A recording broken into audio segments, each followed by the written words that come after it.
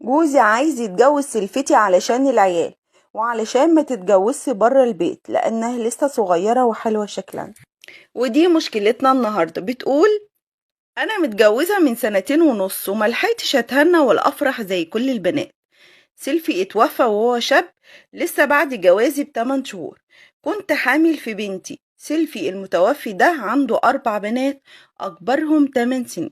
دلوقتي جوزي بيقول لي انه عايز يتجوز سلفتي علشان العيال، وكمان علشان ما تتجوزش بره البيت لانها لسه صغيره وهي كمان حلوه، يعني فيها الطمع.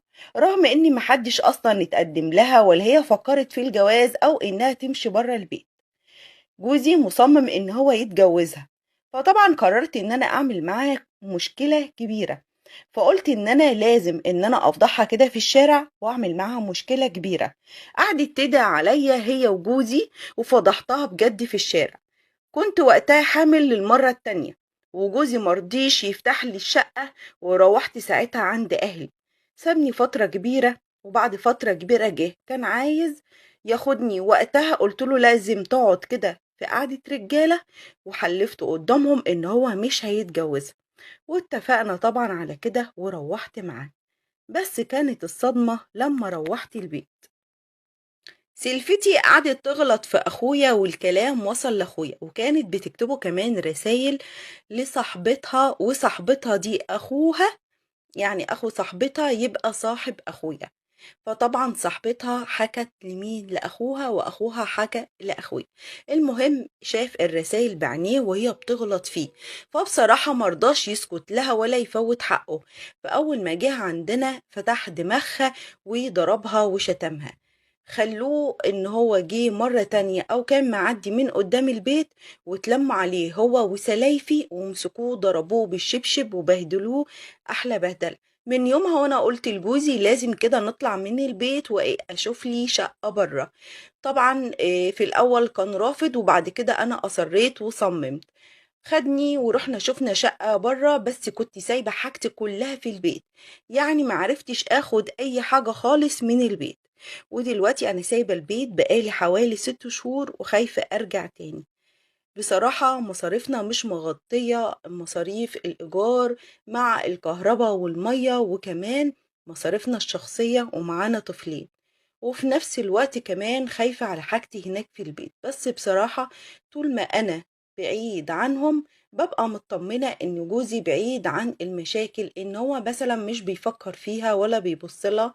أنا حاسة إن هي اللي بتدحلب له، وهي اللي عايزاه يتجوزها. بشوف كده في عينيها وبشوف كده في نظراتها. فانا ويلي ويلين دلوقتي. طيب اروح البيت واعيش في البيت، بس ممكن ان هو يحصل مشاكل تاني واتعرض لمشكلة كبيرة برضو زي الاول، ولا افضل كده قاعدة بره، ولا اعمل ايه؟ بصراحة مش عارفة. يعني انا مش عارفة اجي على نفسي في المصاريف واحرم نفسي، وفي نفس الوقت عايشة مش واخدة حاجتي من البيت. يعني احنا عايشين اصلا في شقة مفروشة، علشان كده بندفع ايجار كبير. فبصراحة مش عارفة اعمل ايه، وخايفة على حاجتي لا يفتحوا البيت اخواته، لان هو له اكتر من اخ. فممكن ان هم يفتحوا البيت ويعني ياخدوا حاجتنا ويبهدلوها. بصراحة احنا من يوم ما سيبنا البيت وانا جوزي قرب لامي اكتر، بقيت اروح عند والدتي كتير وبقيت اخده معايا. فبصراحة قرب منهم اكتر وبقوا حلوين. لكن طول ما هو كان عايش مع اخواته زي ما يكون كانوا بيكرهوه فيا، وكمان بيكرهوه في اهلي. لكن من يوم ما مشينا وسيبنا لهم البيت ما عادش له صلة باخواته، ولا اخواته كمان لهم صلة به، ولا حد بيرن على التاني، وكل واحد في وادي تاني مختلف خالص. بس المشكلة معايا هنا كل خوفي على عفشي وحاجتي اللي في البيت، وفي نفس الوقت يعني العيشة الغالية والمصاريف اللي احنا بنصرفها. فمش عارفة اتصرف ازاي. بالله عليكم فيدوني، دي مشكلتنا يا جماعة، مشكلة متابعة. يعني انا بصراحة لغاية دلوقتي أنا سمعتها وقريتها كام مرة، بس مش عارفة لغاية دلوقتي ايه الإجابة الصحيحة. بصراحة أنا محتارة، مش عارفة، خايفة أقول لها روحي وتعيش في مشاكل في بيتها بسبب سلفتها، وتقول يا ريتني كنت عشت بره لو هاكلها حتى بعيش وملح. وفي نفس الوقت خايفة إن أنا أقول لها لأ خليكي وبعيدة عن المشاكل، تروح بعد فترة تلاقي حاجتها اتبهدلت واتاخدت. فأنا مش عارفة، ممكن جوزها مثلا يروح البيت ويبص على الحاجة وكده ويغير الكالون، بس هي بتقول لي برضو ان هم جبابرة، ممكن يغيروا قانون، ممكن يعملوا اي حاجة، دول بيعملوا اي حاجة. اذا كانوا اتلموا على اخويا ضربوه بالشبشب وبهدلوه، وكمان كانت هي اللي بترمي كلام على اخويا، وهي اللي كانت مبهدلاني ومبهدلة اهلي. انا مش عارفة اعمل ايه واتصرف ازاي.